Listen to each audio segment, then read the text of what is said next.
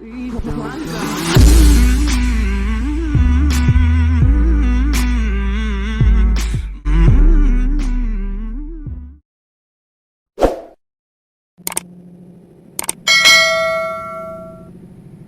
sampai tahu Tuhan mempunyai 3 pribadi, Nabi Abraham itu akan nangis guling-guling di lantai katanya. Itu yang ngomong Nabi Tovia Singer itu. Assalamualaikum warahmatullahi wabarakatuh. Kita panjatkan alhamdulillah kepada Allah Subhanahu wa taala dan sholawat keselamatan kepada Nabi dan Rasul Muhammad sallallahu alaihi wasallam, keluarga, sahabat dan umatnya sampai akhir zaman. Sebarkan berita-berita Islam agar selalu muncul dalam beranda depan media sosial kita semua, dan jangan lupa tekan tombol subscribe, like, dan share. Dogma atau ajaran Yahudi dan Islam adalah sama-sama mengandung ajaran tauhid atau pengesaan Tuhan. Namun demikian, Yahudi tidak mengakui Muhammad sebagai nabi. Yudaisme dan Islam itu sama-sama tauhid. Orang-orang Yahudi tidak mengakui Muhammad sebagai nabi disebabkan nabi yang dijanjikan bukanlah dari kalangan mereka. Nasab Nabi Muhammad melalui jalur Nabi Ismail ke Nabi Ibrahim. Ya, tetapi mereka mengakui bahwa Islam dan Yudaisme ini sama-sama monoteisme dan sama-sama menyembah Tuhan yang sama, yaitu Tuhannya Abraham atau Ibrahim, Tuhannya Ismail, dan Tuhannya Ishak. Menjungkir balikkan dogma Kristen oleh Koh Donditan. Islam sebagai suatu ajaran atau agama adalah penyempurna ajaran nabi-nabi sebelumnya. Allah telah mengamanahkan kepada baginda Nabi Muhammad SAW sebagai penutup dari tugas Rasul-Rasul Allah yang sebelumnya. Al-Quran sebagai pedoman hidup sempurna isinya dan sebagai mukjizat. Janji Allah Subhanahu wa taala dalam menjamin isi Al-Quran, memelihara dan menjaganya, Meneruskan dan menyempurnakan syariat nabi-nabi dari mulai Nabi Adam alaihissalam sampai Nabi Isa alaihissalam yang disempurnakan pada zaman Nabi Muhammad SAW. Gitu. Terjemahan ayat 6. Dan ingatlah ketika Isa ibnu Maryam berkata, "Hai Bani Israel, sesungguhnya aku adalah utusan Allah kepadamu, membenarkan kitab sebelumku yaitu Taurat, dan memberi kabar gembira dengan datangnya seorang Rasul yang akan datang sesudahku, yang namanya Ahmad atau Muhammad." Maka tatkala Rasul itu datang kepada mereka dengan membawa bukti-bukti yang nyata, mereka berkata, "Ini adalah sihir yang nyata." Nama Ahmad atau Muhammad sebenarnya sudah tertulis di dalam kitab-kitab sebelumnya, baik di dalam Taurat, Injil, atau kitab lainnya. Namun demikian, ditengarai ada sebagian pendahulu yang sengaja menghilangkan atau mengabulkan informasi atau keberadaan ayat-ayat yang mengandung kata Ahmad atau Muhammad atau kata lain yang searti. Ikuti pembahasannya. Diteruskan di mana namanya telah disebut di dalam kitab-kitab sebelumnya, yaitu Taurat, Zabur, dan Injil, ya kan? Ikuti pembahasannya seperti masalah ini di dalam video-video Zakir Naik dan Ahmad Deedat. Yang disebut dengan Taurat, Zabur, dan Injil dalam Quran itu bukan Bible yang dipegang oleh orang Kristen sekarang. Ya.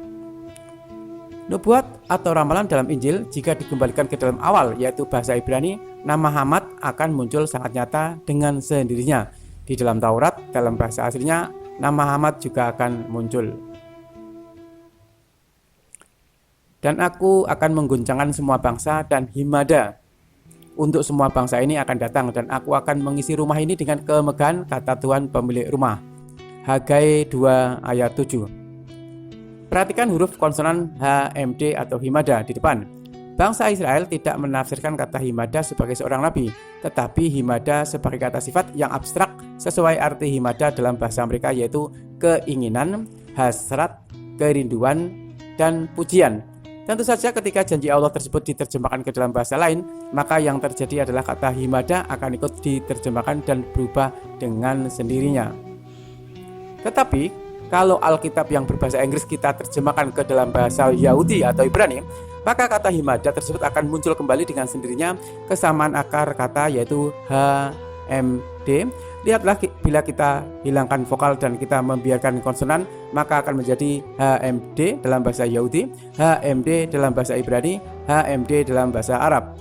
Tentu ini sebuah bukti yang tak dapat dibantah sedikit pun, dan bagi siapapun yang ahli dalam bahasa Semit tentu mempunyai kesimpulan yang sama bahwa Himada dan Ahmad adalah sama.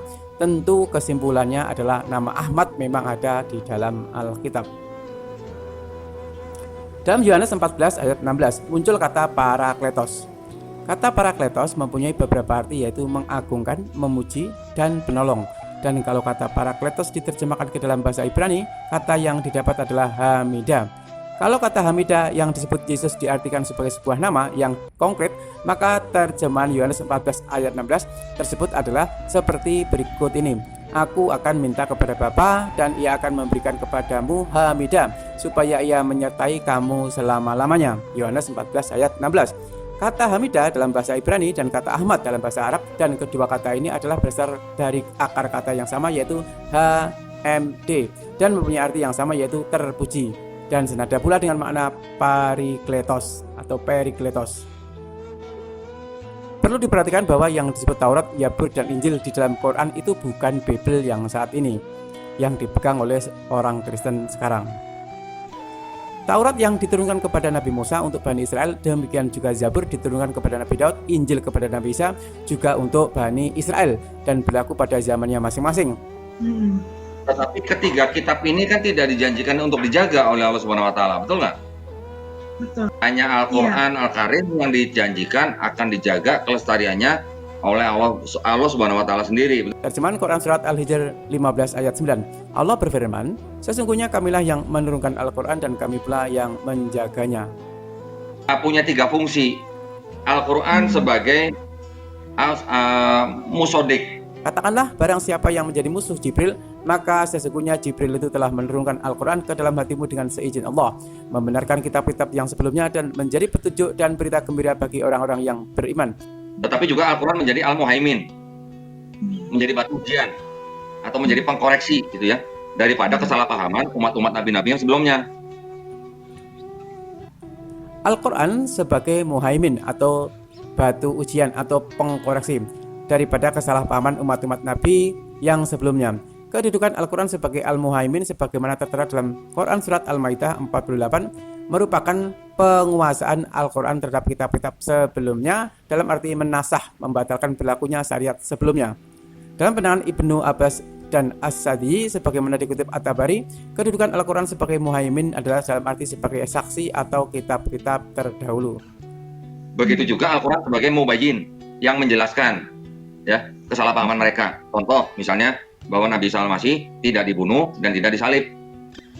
Lukas 20 ayat 1 terjemahan baru. Pada suatu hari ketika Yesus mengajar orang banyak di Bait Allah dan memberitakan Injil, datanglah imam-imam kepala dan ahli-ahli Taurat serta tua-tua ke situ. Di sini dikatakan ketika Yesus mengajar orang banyak di Bait Allah dan memberitakan Injil. Nah,